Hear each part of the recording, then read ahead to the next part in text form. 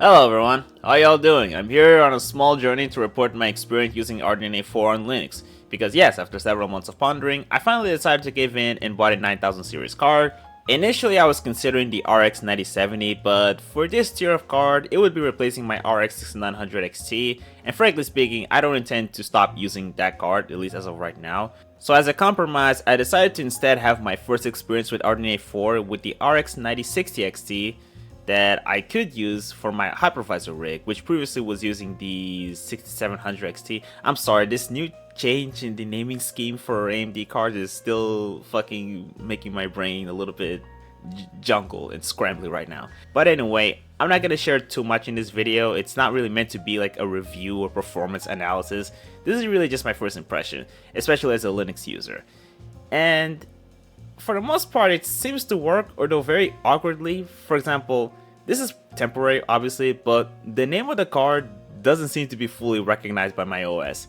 In fact, FastFetch seems to think this is a 7690. It's not.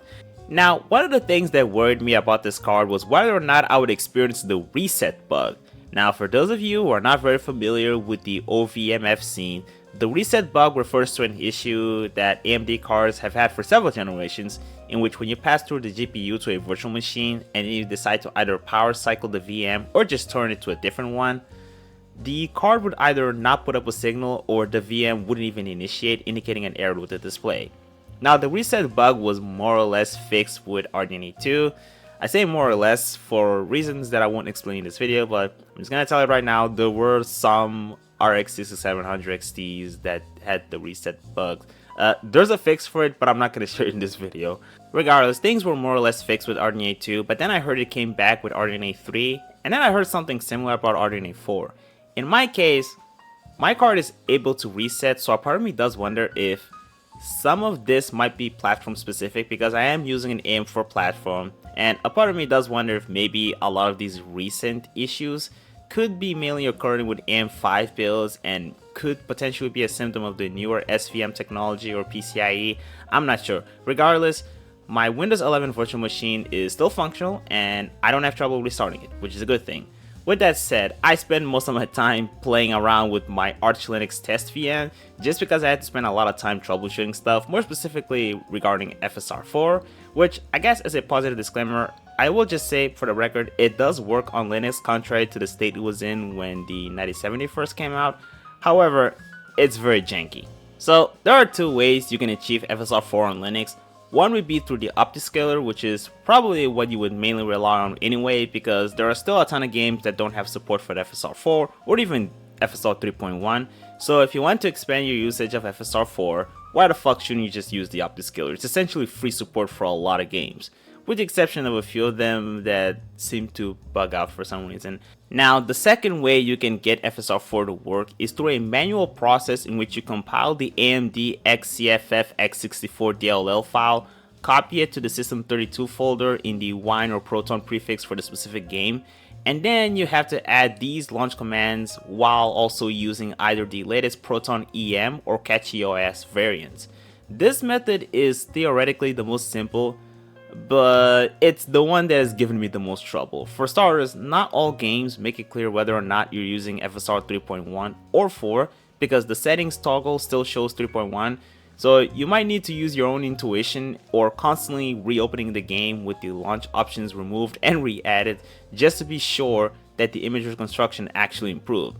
The other problem, and this is the thing that gave me the most headache, is that while doing research, I was informed that you needed to install the Git versions of Mesa on the AUR, but that actually didn't work for me. My games would still crash. The only way I was able to get FSR4 to work was through installing the Mesa FP8 Git package from the AUR, and this required a lot of trial and error for me to pinpoint where I was failing. But in the end, I was able to get it to work, and I won't lie, FSR4 is pretty good. I've been primarily testing this technology on ultra performance, just to be a bit extreme, at 1080p, and I've been impressed by how much better this is than FSR 3.1. It's a night and day difference. I I can actually see myself using this card more often for 1440p or 4K gaming, I guess mostly just for experimentation, just because FSR 4 allows me to target those higher resolutions with really impressive image reconstruction even at the lowest presets, all while consuming very low power, at least compared to what I would usually consume if I had been running those games natively on my RX 6900 XT. Now, I have heard that the ray tracing performance is better on RDNA 4, but I use the RAD-V drivers, and I've also heard that things are still not good for RT on Linux. Seems like there's still some optimizations left to do. Plus, I don't like ray tracing, so this doesn't interest me too much. AV1 hardware encoder, I finally fucking have it. I don't know how useful this will be because I feel like I'm mostly recording footage on my main rig, but it's nice that it's there and it works through VAPI. I guess the only thing left for me to do is compare this to Windows in terms of its performance, but that's gonna require some time for me to properly test this. Online, I've heard pretty mixed, though mostly negative opinions, seemingly leaning more towards the consensus that RDNA 4 on Linux in general doesn't seem to be stacking up to the Windows 11 experience in terms of frame rates, which wasn't the case with previous generations. In fact, in general, you would probably get better frame rates on Linux if you use RAD-V. The Black Myth Wukong benchmarking tool seems to be giving similar numbers across both OS, but I guess previously I was getting higher frame rates on Linux, so I do think that the claims of regressions are probably correct. So we might need to wait some time before proper optimizations are done in order to achieve that sweet spot that we had in previous generations, the true fine wine.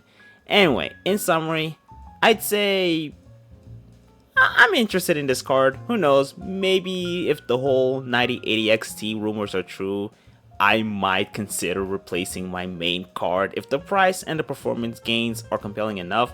But I think I'm just gonna stick with my 6900 XT on my main rig and continue to play around with this 9060 XT on my hypervisor rig. I think I'm finally adjusting to the new naming scheme. Don't worry, I can fucking do this. Anyway, I think that's all I have to share. Take care.